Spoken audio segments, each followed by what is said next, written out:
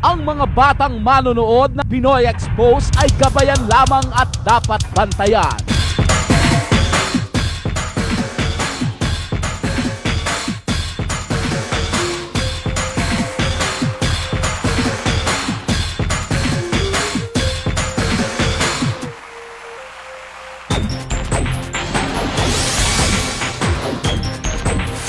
Walang alisan, walang tayuan dahil narito na naman ang paborito ng bayan. Sumasagitsit ang katatawanan, hindi kami barat na kayo'y paglingkuran. Sisiguraduhin naming hindi maaaksaya oras sa aming inyong ilalaan.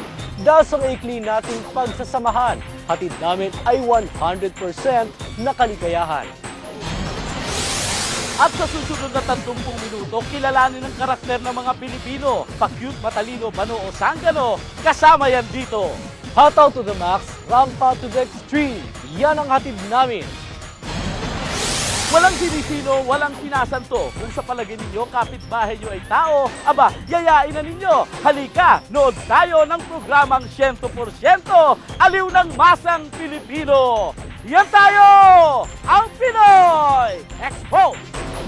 Sa ulo ng aming mga pampasabog na handog, itong sina Warman at Tumbling King, kapag nagbabanding, libangan ay alambre pa rin. Garantisado raw, hindi ito boring. Itong mga preso may sari-saring kwento. Sa tagal ng ilan sa kanila dito, script ng kanilang mga kwento, aabot na ng kilo-kilometro. Batang galing na handog namin sanay mag-tumbling, baget na kahit makulit, pambato natin sa World Gymnastics.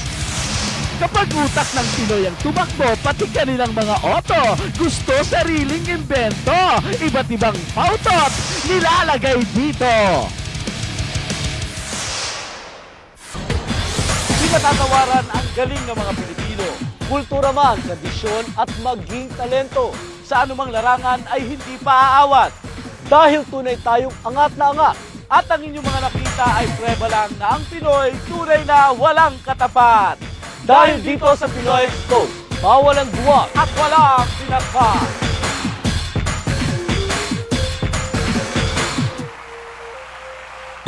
Sino ang Pinoy? Ego'y isang Chinoy. Sari-sari at iba't ibang kanyang kulay.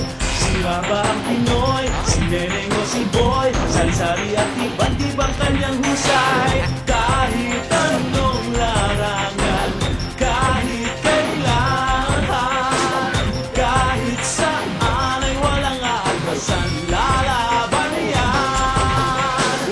Ipakita ang nueva, sino na ba ang Pinoy? Pinoy Expose. Susubukan ang malaman dito lamang sa Pinoy Expose. Pinoy Expose. Sino ang Pinoy? Mga kwela at pikon, sansari at iba't ibang kanyang galing. Sino nga ba ang Pinoy? Noon hanggang ngayon, sari-sari at iba't